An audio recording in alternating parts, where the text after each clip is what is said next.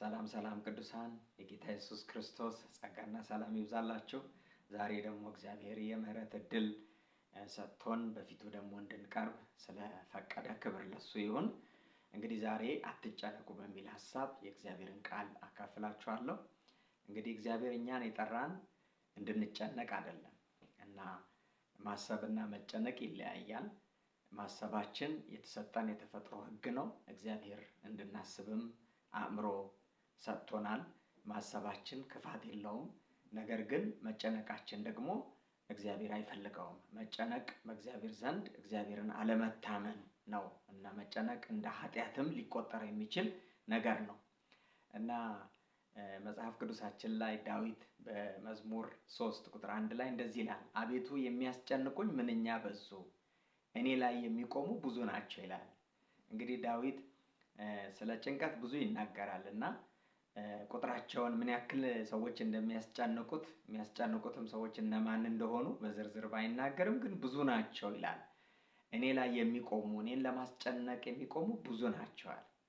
እንግዲህ ለቅዱሳን ሁል ጊዜ የሚያስጨንቁ ሰዎችን ጠላት ሊልካቸው ይችላል። በተለያየ አቅጣጫ የእስራኤል ሕዝብ ወደ ግብጽ ከገባ በኋላ የተሰጠውን የዕለት ተግባር እንኳን እየፈጸመ ባርነቱን በአግባብ ተቀብሎ ሲያገለግል በግብጽ የነበረው ፈርዖን ስራ ፈተው በሚያርፉበት ጊዜ በፍጹም ደስ አይለውም ነበር። ቢዚ እንዲሆኑ በስራ እንዲወጠሩ እና ዕለት ጡብ ይጨምርባቸው ነበር፣ ያስጨንቋቸው ነበር ይላል። ነገር ግን ባስጨነቋቸው መጠን ደግሞ እነሱ ይበዙ ነበር። ወገኖቼ ማስጨነቅ ኃጢአት ነው። ምናልባት በተለያየ አይነት አቅጣጫ ሰዎችን የምናስጨንቅ ሰዎች ካለን በእውነት ማስጨነቅ ኃጢአት ነው፣ መጨነቅም ኃጢአት ነው እና እግዚአብሔር ለጭንቀት አልጠራንም፣ በፍጹም ለጭንቀት አልጠራንም። ዳዊት የሚለው የሚያስጨንቁኝ ምንኛ በዙ ይላል እና ምናልባት ሰዎችን በማስጨነቅ ዳዊት ላይ እንደተነሱበት ብዙ ሰዎች አስጨናቂ የሆነን ሰዎች ካለን ዛሬ ማስጨነቃችንን ማቆም አለብን ማለት ነው። መጨነቅም ያለብን ሰዎች ካለን ደግሞ እየተጨነቀን ያለንም ሰዎች ካለን ደግሞ ከጭንቀታችን ማረፍ አለብን ማለት ነው። ምንኛ በዙ ይላል። እንግዲህ ይሄው ዳዊት በ13ኛው ምዕራፍ ቁጥር 4 ላይ የሚያስጨንቁኝ እኔ ብናወጥ ደስ እንዳይላቸው ለሞት እንዳልተኛ ዓይኖቼን አብራ ይላል። ጸሎት ነው የሚጸልየው እንግዲህ በጭንቀት እንዳልሞት እና ጠላቶቼ ዳዊት ሞተ ብለው እንዳይደሰቱ እና ይላል እና እስከ ሞት ድረስ እንደተጨነቀ እናያለን ማለት ነው። እና እግዚአብሔር እኔና እናንተን የጠራን ለጭንቀት አይደለም። እግዚአብሔር እኛን የጠራን ለደስታ ነው፣ ለበረከት ነው፣ ለመልካም ነገር ነው። እግዚአብሔር እኛን የጠራን ለበጎነት ነው እና የሚያስጨንቁ ነገሮች በተለያዩ አቅጣጫ ሊኖሩ ይችላሉ። ከሚያስጨንቁ ነገሮች አንዱ የኑሮ ጉዳይ ነው። መጽሐፍ ቅዱስ ምን ይላል ስለ ኑሮ? እንግዲህ በኑሮ ጉዳይ ላይ በማቴዎስ ወንጌል ምዕራፍ 6 ከቁጥር 25 እስከ ቁጥር 34 ድረስ ባለው ቃል ስንመለከት ስለዚህ እላችኋለሁ ስለ ነፍሳችሁ በምትበሉት በምትለብሱት ስለ ሰውነታችሁ አትጨነቁ እና እያለ እግዚአብሔር ቃል በዚህ ክፍል ውስጥ በስፋት ስለ ኑሮ መጨነቅ እንደሌለብን ይናገራል። ነፍስ ከመብል ይበልጣል እና ነፍስ ከመብል እንደሚበልጥ ሁሉ ደግሞ ከልብስ ሰውነት ይበልጣል እና ምን ለብሳለን፣ ምን እንጠጣለን፣ እንበላለን ብላችሁ አትጨነቁ ይላል። ይህን ለመማር የሰማይ ወፎችን ተመልከቱ። አይዘሩም፣ አያጭዱም እና ነገር ግን የሰማይ አምላክ ይመግባቸዋል። እናንተማ በአምሳሉ የተፈጠራችሁ እንዴት እግዚአብሔር አይመግባችሁም ይላል። በእርግጥም እግዚአብሔር የሚያበላ አምላክ ነው። እኛ መስራት ቢጠበቅብንም በወዝህ በላብህ ጥረህ ግረህ ብላ እንደሚል እንደ እግዚአብሔር ቃል ከኛ የሚጠበቀውን ስራ መስራታችን ተገቢ ጉዳይ ቢሆንም ግን የሚያበላን የሚያጠጣን እግዚአብሔር ነው። አንዲት እህት እንደዚህ ብላለች አለ እና ጆሮዋ ተበስቷል እና ጆሮዋ የተበሳውን ጆሮዋን ለመድፈን ወርቅ ሄዳ ገዝታ ትመጣለች እና በሰፈሯ ያሉ ጎረቤቶቿ ምትበይው የለሽም ምትጠጪው የለሽም እንዴት ለጆሮሽ ወርቅ ገዝተሽ ትመጫለሽ ብለው አፌዙባት እና እቺ ሴት እንደዚህ አለች፣ እሱ የከፈተውን ጎሮሮ እሱ የከፈተውን ቀዳዳ እሱ ይደፍናል፣ ይሄን እኔ የከፈትኩትን ቀዳዳ ግን እኔ እደፍነዋለሁ አለች። እግዚአብሔር በእርግጥ ስለምንበላው ስለምንጠጣው ከኛ መስራት የሚጠበቅ ጉዳይ ቢሆንም እሱ መልካም አምላክ ነው እና ፀሐይንም ዝናብንም ለኃጢአተኛውም ለጻድቁም እኩል ያወጣል እና የሚያበላ የሚያጠጣ አምላክ ነው። እግዚአብሔር ቸር አምላክ ነው። ወቅቶችን ያፈራርቃል። በምድር ላይ የሚያስፈልጉ ነገሮች ሁሉ እንዲበቅሉ እግዚአብሔር አስፈላጊ ግብዓቶችን ሁሉ ይሰጣል እና አትጨነቁ፣ ስለ ኑሮ አትጨነቁ፣ ስለ ልብሳችሁም አትጨነቁ። ምክንያቱም የሚያስጨንቃችሁ ነገር የለም። የሜዳ አበቦችን ተመልከቱ። ንጉሥ ሰለሞን እንኳን በክብሩ እንደነሱ የከበረ ልብስ አልለበሰም። አይፈትሉም እና በፍጹም ግን የሚለብሱት ልብስ ሰለሞን እንኳን እንደዚህ አይነት ያጌጠ ልብስ አይለብስም እና እግዚአብሔር በእውነት ሰውነትን የሰጠ እግዚአብሔር ልብስን ያዘጋጃል። እኛ አብዝተን የምንጨነቀው የምንበላውን ነገር ስናጣ ብቻም ሳይሆን ምንለብሰውን ስናጣ ብቻ ሳይሆን በጣም የተሻለ ለመብላት የተሻለ ለመልበስ እንጨነቃለን። እግዚአብሔር ግን አትጨነቁ ነው ያለን። እግዚአብሔር እኔና እናንተን ስለኖሮ ጉዳይ እንድንጨነቅ አልጠራንም።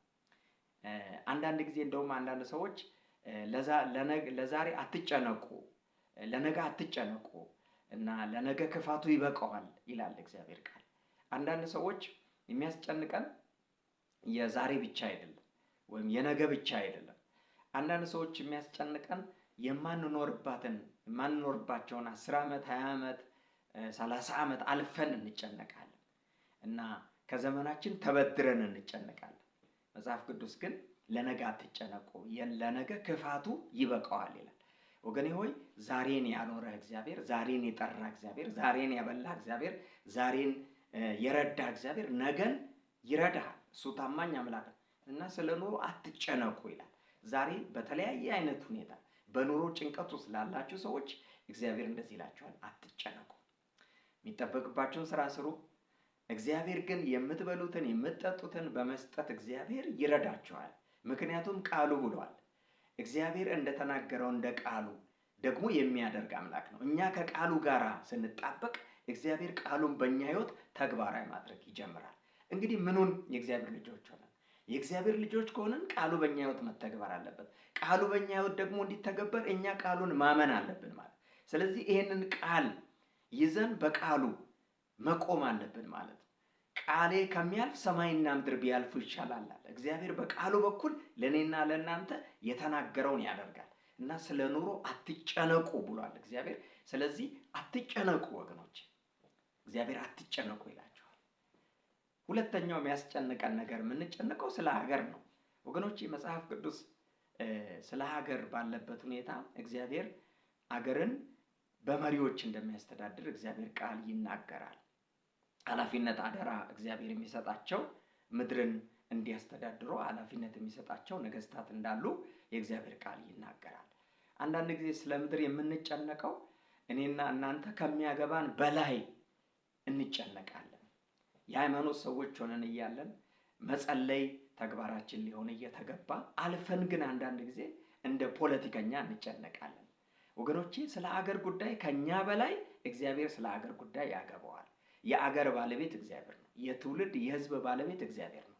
የመንግስታት መሪ እግዚአብሔር ነው እና መጽሐፍ ቅዱሳችን ላይ እንደዚህ ይላል። ምሳሌ ምዕራፍ 21 ቁጥር 1 ላይ የንጉስ ልብ እንደ ፈሳሽ ውሃ ነው፣ በእግዚአብሔር እጅ ነው፣ ወዲያና ወዲህም ያዘነብለዋል ይላል። እኔና እናንተ ንጉስን እንድናማ አልተጠራንም። ንጉስ ላይ እንድንነሳ አልተጠራንም። ከቻልን ለንጉስ እንድንጸልይ እግዚአብሔር ጠርቶናል። ምክንያቱም እኛ ዋናውን ይዘናል። ዋናው እግዚአብሔር ከኛ ጋር አለ። የንጉስን ልብ ወደ ወደደበት ማዘንበል የሚችለውን እግዚአብሔር ጋር መነጋገር ነው እኛ የሚጠበቅብን። ወደ ጎን ከሰዎች ጋር ሳይሆን፣ ወደ ጎን ከፖለቲከኞች ጋር ሳይሆን፣ ወደ ጎን እግዚአብሔር ካስቀመጣቸው ሹመኞች ጋር ሳይሆን እኛ መጸለይ ያለብን ወደ ሰማይ አምላክ ወደ እግዚአብሔር ነው። ምክንያቱም ወደ ወደደበት ልባቸውን ሊያዘነብል ይችላል፣ ቀና ሊያረጋቸው ይችላል። ምናልባትም እግዚአብሔር በሚመራቸው መንገድ ላይ ባለቤቱ እሱ ስለሆነ ለሱ እኛ ማሳበቅ መናገር ነው የሚገባ። የንጉስ ልብ እንደ ፈሳሽ ውሃ ነው፣ በእግዚአብሔር እጅ ነው፣ ወደ ወደደበት ያዘነብላል። ስለዚህ ልብን የያዘ እግዚአብሔር ጋር መነጋገር ይሻላል። እንኳን የሰዎችን ልብ ልናዝ የኛንም ልብ እንኳን እኮ ማዘዝ አንችልም። በጣም ከባድ ነው። ለዚህ ነው መጽሐፍ ቅዱስ አጥብቀህ ልብህን ጠብቅ ይላል።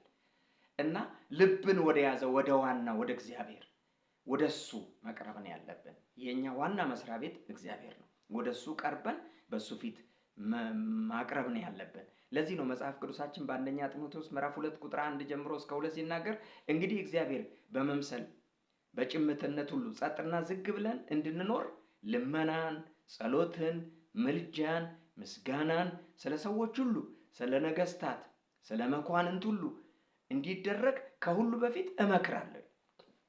እግዚአብሔር ምክርህ ስለ አገር ጉዳይ ለኛ ምንድነው ብንል ጸልዩ። ስለ ነገስታት ጸልዩ። ከነገስታት ጋር ታገሉ አላለንም። ስለ ነገስታት ጸልዩ። የነገስታት መሪ እግዚአብሔር ስለሆነ ነገስታትን ወደ ወደደበት የሚያዘነብል እግዚአብሔር ስለሆነ ስለዚህ ልመናና ጸሎትን፣ ምስጋናን፣ ምልጃን ስለ ሰዎች ሁሉ፣ ስለ ነገስታት፣ ስለ መኳንንት ሁሉ እንዲደረግ ከሁሉ በፊት እመክራለሁ።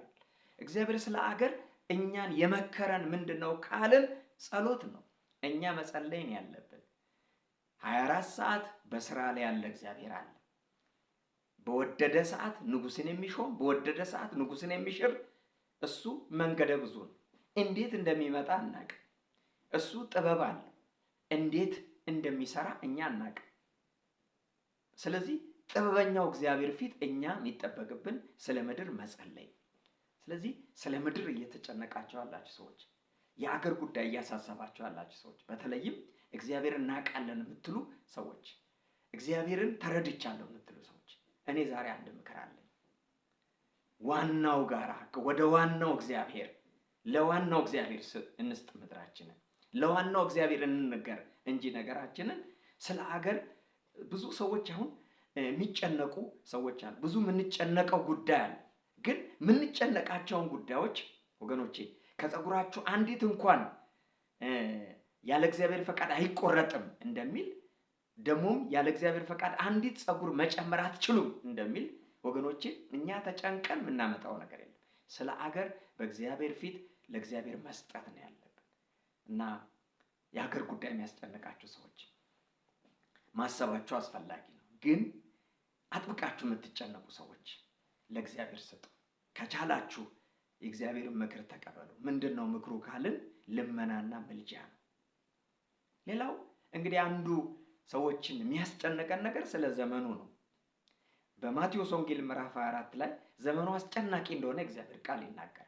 ግን እኛ አማኞች በዚህ በሚያስጨንቅ ዘመን መካከል ስንኖር እግዚአብሔር እየተጨነቅን እንድንኖር አይደለም የጠራን። በዚህ በሚያስጨንቅ ሁኔታ ውስጥ ከአምላካችን ጋር ሆነን ስለ ሌሎች እየጸለይን እግዚአብሔርን እያከበርን ከዘመኑ ክፋት ራሳችንን እየጠበቅን በሚያስጨንቅ ዘመን በእግዚአብሔር ላይ ተደግፈን በእርጋታ እንድንወጣ በእርጋታ እንድንገባ እግዚአብሔር ጠርቶናል። የኛ ንጉሳችን እግዚአብሔር ስለሆነ መሪያችን እግዚአብሔር ስለሆነ የሚያረጋጋን የሚያሳርፈን የሚረዳን እግዚአብሔር ስለሆነ ስለ መጨረሻው ስለዚህ ዘመን ስናስብ ወገኖቼ ማሰብ ያስፈልገናል። ግን አጥብቀን በእውነት በእግዚአብሔር ፊት መቆም ያለብን ምንድነው ብለን ካልን በማቴዎስ ወንጌል ምዕራፍ 4 ላይ ከኛ የሚጠበቁ ነገሮች ምንድናቸው ስንል ህዝብ በህዝብ ላይ ይነሳል።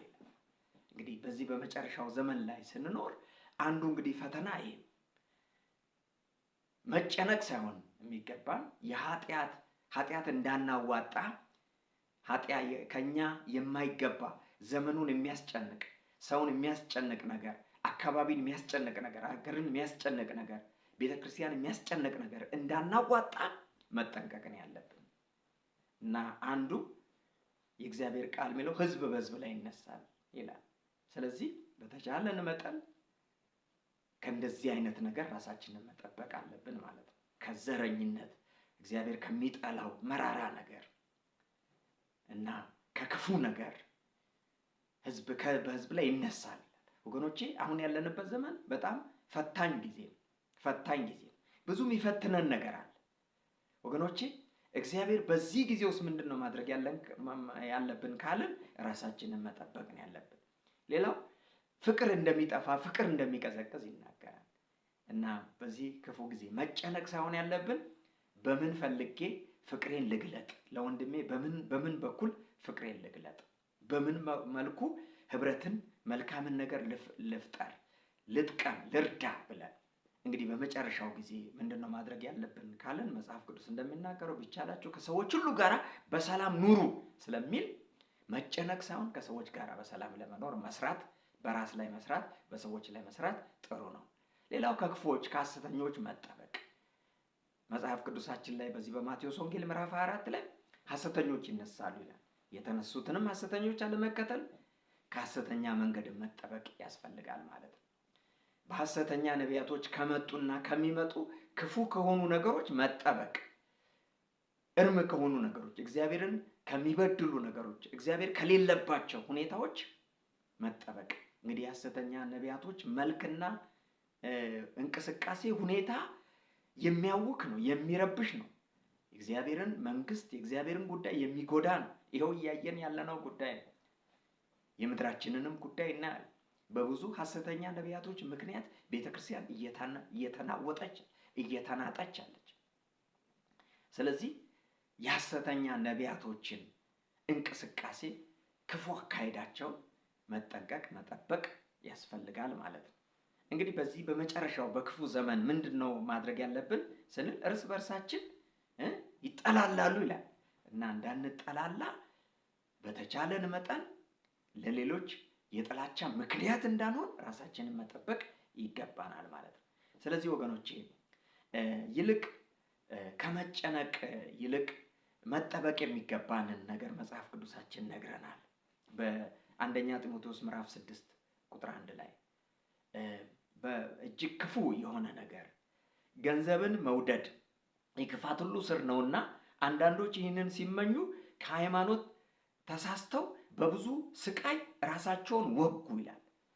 ከመጨነቅ ይልቅ መጠበቅ ያለብን ነገር ከእንደዚህ አይነት ገንዘብን ከመውደድ አንዳንዶች ከሃይማኖት መንገድ ራሳቸውን ወጉ ይላል።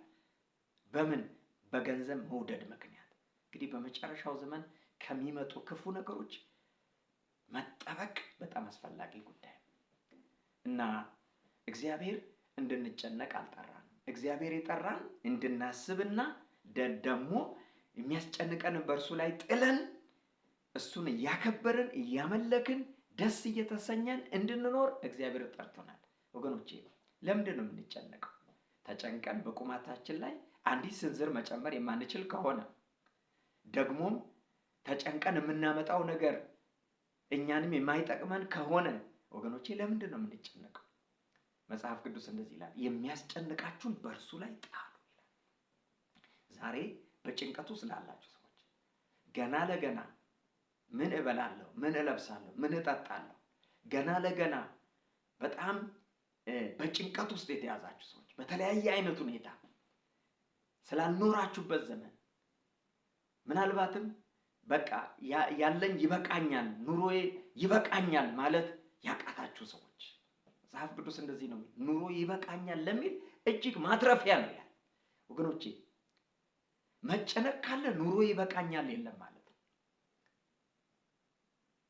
እግዚአብሔር እኔና እናንተን የጠራን እንድንጨነቅ አይደለም። እኔና እናንተን የጠራን ከእርሱ ጋር በድል በደስታ እንድንኖር ነው። የሚያስጨንቃችሁን በእርሱ ላይ ጣሉ ይላል። ዛሬ እኔ ወንድሜ እህቴ መክርሻል፣ የሚያስጨንቅሽን ነገር በእሱ ላይ ጣይ። አንቺ ለጭንቀት አልተጠራሽም። አንቺ የተጠራሽው ለአምልኮ፣ ለደስታ፣ እግዚአብሔርን ለማክበር፣ እግዚአብሔር በእውነት ደስ በሚሰኘው በምስጋና ህይወት ትኖሪ ዘንድ እግዚአብሔር አንቺን ጠርቶሻል። ጭንቀት ወገኖቼ ኃጢአት ነው። እግዚአብሔር የሰጠንን ኑሮ፣ እግዚአብሔር የሰጠንን እድል በአግባብ እየተጠቀምን እግዚአብሔርን እያመሰገንን ኑሮ ይበቃኛል ብለን እያከበርን ለመኖር እግዚአብሔር እኛን ጠርቶናል። ጌታችን ኢየሱስ ክርስቶስ በምድር ላይ ሲኖር ለሰዎች መኖሪያ ቤት ነበራቸው። ለእርሱ ግን ለቀበሮ እንኳን ራሱን የሚያስጠጋበት አለው። ኢየሱስ ግን በእውነት እየተንከራተተ በምድረ በዳ ነበር። በዛ ሁሉ ግን ዓላማውና አጀንዳው የላከውን የአብን ፈቃድ ይፈጽም ዘንድ ስለነበረ ምንም የሚያስጨንቀው ነገር አልነበር። ወገኖቼ ሆይ መጨነቅ ዓላማ የሳተ ሰው ግብ ነው። የሚጨነቅ ሰው ዓላማውን ስቷል ማለት ነው። በተለይ እግዚአብሔርን አውቆ የሚጨነቅ ሰው ግቡን ስቷል ማለት ነው። የኔና የናንተ ግብ መንግስተ ሰማይ ነው። የኔና የናንተ ግብ የዘላለም ሕይወት ነው። የኔና የናንተ ደስታ እግዚአብሔር ነው። ፋሲካችን ክርስቶስ ለኛ ታርዷል ይላል። የኛ ደስታ፣ የኛ መብል፣ የኛ መጠጥ ኢየሱስ ክርስቶስ ነው። ስለዚህ ነው ጌታችን ኢየሱስ ክርስቶስ አለ የኔ ደስታ የላከኝን የአብን ፈቃድ መፈጸም ነው አለ። ወገኖቼ የኔና የናንተ ደስታ የአብን ፈቃድ መፈጸም ነው እንጂ መጨነቅ አይደለም። እግዚአብሔርን በተሰጠን እድል ሁሉ ማክበር፣ ማገልገል፣ ኑሮ ይበቃኛል ማለት፣ አገሬ ሰማይ ነው ማለት፣ መብልና መጠጥ ካለኝ ይበቃኛል ማለት፣ ለዛም የሚያስፈልግ ከሆነ ተግቶ መስራት። ጳውሎስ ሐዋርያው ጳውሎስ በምድር ላይ ሲኖር በወንጌል ታላቅ ስራ የሰራ የእግዚአብሔር አገልጋይ ሐዋርያው ጳውሎስ 30 ዓመት በአገልግሎት ውስጥ ራሱን በሰጠበት ዘመን ማለት ነው 30 ዓመት ተንቀሳቅሶ አገልግሏል። በእነኛ 30 ዓመታት ተንቀሳቅሶ ሲያገለግል በሐዋርያት ስራ ውስጥ ያሉትን ታላላቅ ስራዎች የሰራው ድንኳን እየሰፋ ሌሊት ድንኳን እየሰፋ ኑሮውን እየደጎመ ራሱን እየረዳ እንደገና ወጥቶ ደግሞ የእግዚአብሔር መንግስት ያሰፋ ነበር። ወገኖቼ እግዚአብሔር እኔና እናንተን የጠራን እግዚአብሔርን እያመሰገንን በሰጠን እድል ሁሉ ማለት ነው እግዚአብሔር ባስቀመጠን ቦታ ለተጠራንለት ዓላማ ተሰጠን እንድናገለግል እንጂ በዚህ ምድር ነገር ተጠላልፈን ተይዘን እያማረርን በምሬት እንድንኖር እግዚአብሔር አልጠራን። እግዚአብሔር እኛን የጠራን ለደስታ ነው የጠራን። የአብን ፈቃድ ስናደርግ ደስታችን ሙሉ ይሆናል። በአንተ ህይወት ውስጥ በአንቺ ህይወት ውስጥ ያለው እግዚአብሔር አጀንዳ መፈጸም ሲጀምር ደስታሽ ሙሉ ይሆናል። የሚያስጨንቀን ምንድነው ካልን የዚህ ምድር ሐሳብ ከያዘን፣ ራእያችንን ከጣልን፣ ሚዘን ነገር ከበዛ፣ ለምድር ነገር መኖር ካማረን፣ ለምድር ነገር ከተሰጠን የሚያስጨንቁ ነገሮች በእኛ መካከል እየበዙ ይሄዳሉ። ስለዚህ ዛሬ እኔ ጸልያለሁ የጭንቀት ቀንበር ካንተ ላይ ይሰበር። የጭንቀት ቀንበር ካንቺ ላይ ይሰበር በጌታ በኢየሱስ ስም እኔ ጸልያለሁ። አንዳንዴ ወገኖቼ የሰይጣን ውጊያ መንገዱ ምንድነው ካልን ጭንቀትን መልቀቅ። ገና ለገና በሌለ ነገር ላይ ጭንቀትን ይለቃል። ነገ ምን ትበላለህ? ልጆችን በምን ታሳድጋለህ? የት ትኖራለህ? ዘመኑ እየከፋ ነው። እንዴት ሆነ ትኖራለህ? ገና ለገና ለማታውቀው ዘመን ለማታውቂው ዘመን ገና ለገና ጭንቀት ውስጥ ይከትሻል። ወገኔ ሆይ ጠንክረህ ስራ። እግዚአብሔር በሰጠህ እድል ዘመኑን አይተህ መለወጥ የምትችልበትን መንገድ ለማድረግ የሚጠበቅብህን ሁሉ ነገር አድርግ። ነገር ግን አትጨነቅ። አዎ ይሄ ዘመን አርቆ ማሰብን፣ ይሄ ዘመን ከእግዚአብሔር ጋር መጣበቅን የሚጠይቅ ነው። እንደሱ ማድረግ ኃጢአት የለውም። ነገር ግን መጨነቅ ወገኖቼ የኔና የናንተ ድርሻችን አይደለም። ዛሬ በጌታ በኢየሱስ ስም እኔ ጸልያለሁ የጭንቀት ከበባ ከጓዳ ላይ ይነሳ፣ ከትዳር ላይ ይነሳ፣ ከኑሮ ላይ ይነሳ፣ ከቤት ላይ ይነሳ፣ ከአገልግሎት ላይ ይነሳ፣ ከምድር ላይ ይነሳ። በኢየሱስ ስም የጭንቀት ቀንበር ይሰበር ከላይ። ጓዳህን በጭንቀት የሞላ፣ ኑሮህን በጭንቀት የሞላ፣ አገልግሎትህን በጭንቀት የሞላ፣ መስሪያ ቤትህን በጭንቀት የሞላ፣ ትዳርህን በጭንቀት የሞላ፣ ልጆችህን በጭንቀት የሞላ፣ ቤትህን በጭንቀት የሞላ አውሬ በኢየሱስ ስም የተሰበረ ይሁን። አንተ ለደስታ ተጠርተሃል። አንተ ለሰላም ተጠርተሃል። አንተ ለበረከት ተጠርተሃል። በጌታ በኢየሱስ ስም ዛሬ የሚያስጨንቃችሁን ሁሉ ከእግራችሁ በታች የወደቀ ይሁን። እናንተ ከሚያስጨንቃችሁ በላይ ተራመዱ። ኢየሱስ ይወዳችኋል፣ እኔም ወዳችኋለሁ። ተባረኩልኝ ወገኖቼ በጌታ በኢየሱስ ስም አሜን።